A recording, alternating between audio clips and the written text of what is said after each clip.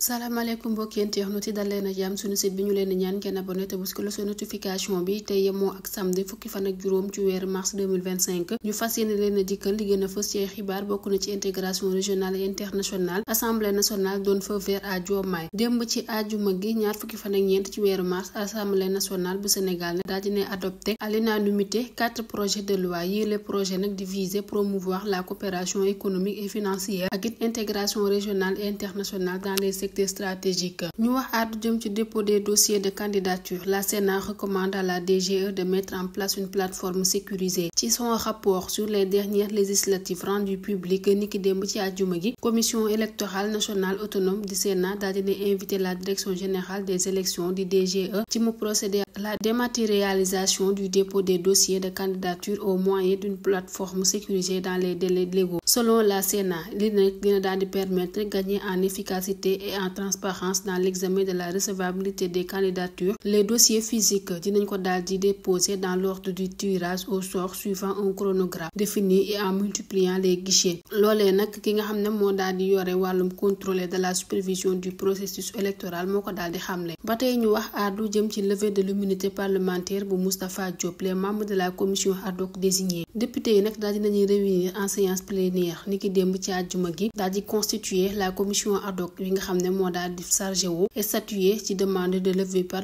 l'immunité parlementaire bu mu député bii de Moustapha Diop. Conformément aux dispositions de l'article 34 du règlement intérieur bi la commission nag daal dina composée des députés suivants: Mohamed Ayib Salim Daffé, Abdoulaye Tall, Amadou Ba numéro 2, Yangouré Dione, Marie-Angélique Mame Selbe Diouf, Abdoul Ahad Ndiaye, Béatrice Germaine Teneng Faye, Aliou Ndaw, Safiatou Sow, Djimo Seware, Moussa Hamadi Sarr. Pour rappel bi la procédure daal dina am ginnaaw lettre bi nga xam ne daal dinañ koy daté niki 10 mars 2025 émanant de monsieur le ministre de la justice garde des sceaux daal di transmettre les lettres du 7 mars 2025 bu premier président de la cour d'appel de Dakar, bu 6 mars 2025 bu président du tribunal de grande instance hors classe de Dakar. bi la lettre nag di sàkku ñu daal yëkkati mbalaanu kiirlaay ki nga xam ne moo di Moustapha Diop ci tontu ci ab requête des juges d'instruction des premiers 5e cabinet du pôle judiciaire financier. maire bu Louga bi nag daal dinañ koy cité ci mbir moo xam ne dafa daal di aju ci détournement présumé bu toll ci 700 millions de francs CFA bu fekkee agence d'aménagement et de promotion des sites industriels mu di APROSI daal di impliqué inspectrice bu trésor Tabaski Ngom ak it ancienne agente comptable particulière de la commission de régulation du secteur de l'énergie. ñu wax àddu jëm ci immigration irrégulière. Environ 200 candidats et 7 passeurs arrêtés par la brigade de gendarmerie de Joal Fadiouth. lu toll ci 200 candidats à l'immigration clandestine ak it 7 passeurs daal dinañ leen arrêté niki démb ci àjjuma gi ci ngoon par la brigade de gendarmerie bu Joal Fadiouth. Seen arrestation boobee nag daal dina nekk résultat ci ab opération combinée diggante brigade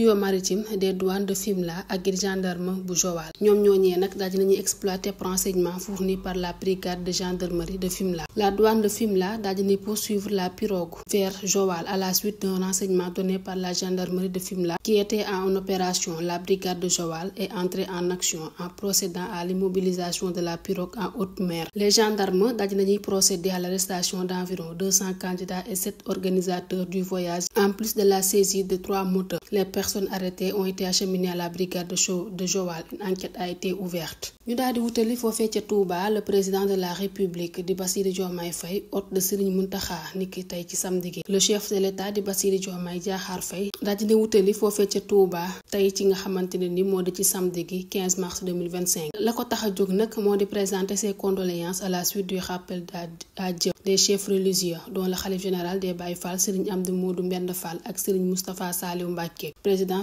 Bassirou Diomaye Faye nag daal dinañ koy recevoir dès son arrivée par le khalife général des Mourides Serigne Mountakha Mbacké. Visite des lieux saints de la chrétienté 2025. La date du pèlerinage dévoilée. ci ab communiqué boo xam ne daal dinañ koy fësal le comité interdiocésain national des pèlerinages catholiques de Dakar daal dina informer que le pèlerinage catholique 2025 au lieu saint de la chrétienté dina daal di am niki 22 août jàpp 11 septembre 2025 suivant l'itinéraire Dakar Jérusalem Nazareth Rome Lourdes Dakar. Le comité daal dina renseigner que yile inscription daal dinañ koy tijji à compter du lundi 24 mars 2025 à la permanence du SINPEC tous les jours ouvrables. Le prix par pèlerin est fixé à 3 500 000 francs avec une moyenne d'âge de 70 ans pour les futurs pèlerins nés en 1955. Enfin, SYNPEC nag daa dinay fàttali que le pèlerinage catholique daa dinay inscrire dans la tradition multiséculaire de l'Église est essentiellement une démarche de foi qui requiert des dispositions particulières.